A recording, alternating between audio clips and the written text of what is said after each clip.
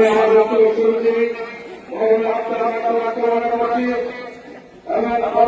আল্লাহর কাছে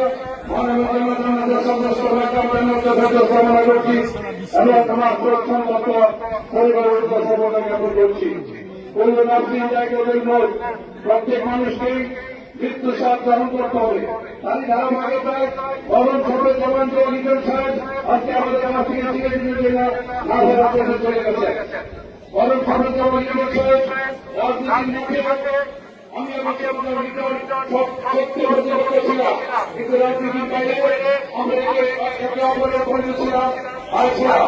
তাই আজকে আমার বন্ধু চিরদিনের জন্য না হয়ে দেশে চলে গেছেন। রাজনীতি করতে গিয়ে অনেক মজুরি হয়, কোনো মানুষ মানুষ উঠে হয়। আজকে আমাদের এখানে আপনাদের কাছে আমাদের বার্তা